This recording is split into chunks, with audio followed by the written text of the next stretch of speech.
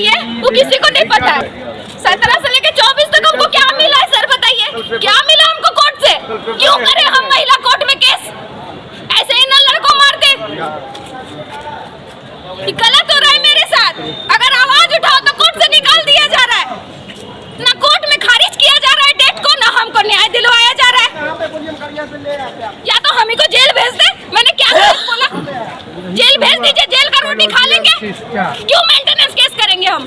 जब 2017 से लेकर 24 तक साहब हमारे लिए न्याय कर रहे हैं, हमारे लिए आदेश पारित कर रहे हैं, उस आदेश का प्रशासन अवहेलना कर रहा है। ऐसे प्रशासन और सरकार को उखाड़ के फेंक देना चाहिए जो महिला का ना सुरक्षा कर सके ना उसको न्याय दिलवा सके।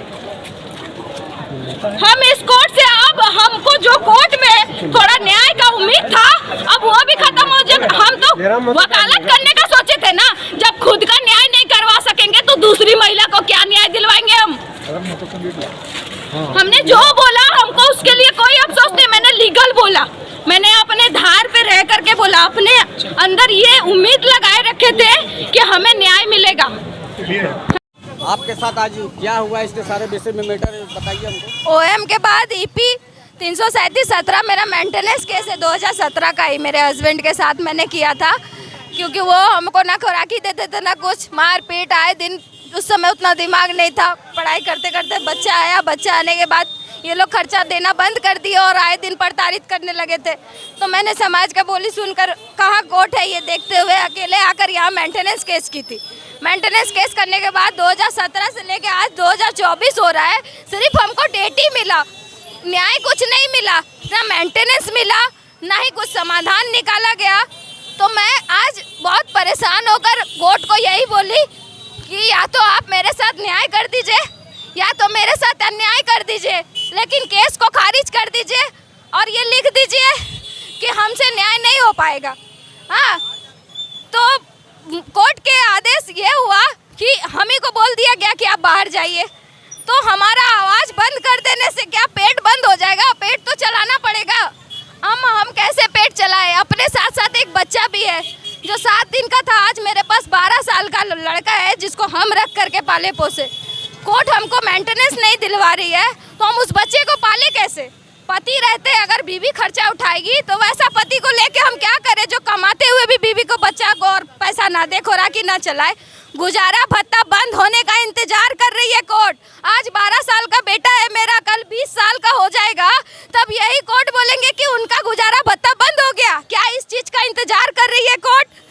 हम ये चीज़ नहीं चाहते हैं कि केस करके हम अपना पैसा सिर्फ डालें और अपने ऊपर मुसीबत ले। हमको न्याय चाहिए, बस इतना ही बोलने पर हमको कोर्ट से बाहर जाने को बोला गया। लेकिन ऐसा करना क्या शोभा दिया हमारे जज साहब को? अभी तक कोई फैसला नहीं है मेरे लिए, सिर्फ ऑर्डर है। उस ऑर्डर का हम क्या करेंगे जिसमें हमको ऑर्डर का कुछ भी मिला नहीं? अभी तक कोई पैसा नहीं मिला। 5,12,000 रुपये हो गया। उस लड़के का अपना टेम्पू है, अपना घर है, सब कुछ है। पुलिस उसको सपोर्ट कर रही है जबकि महिला को सपोर्ट करना चाहिए।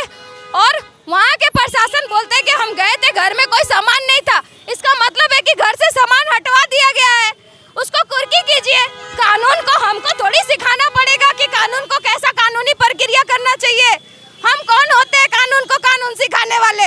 हम तो न्याय मांग रहे थे। हमको क्यों बाहर बोला गया जाने के लिए? हमको आंसर क्यों नहीं दिया गया कि प्रशासन की तरफ से क्या जवाब आया है? इस बात को पूछने पर हमें कोर्ट से बाहर जाने के लिए बोला गया जाता है, जबकि हम पीड़िता है। हमें ही बाहर कर दिया जाए तो हम केस क्यों लड़े थे?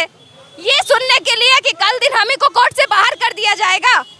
हम जज साहब से इतना ही बोले, या तो हमको आप पैसा दिलवा दीजिए या तो बच्चे को और हमको अंदर डाल दीजिए। कम से कम जेल का रोटी तो मिलेगा। बिना गलती किए जेल का रोटी खा लेंगे।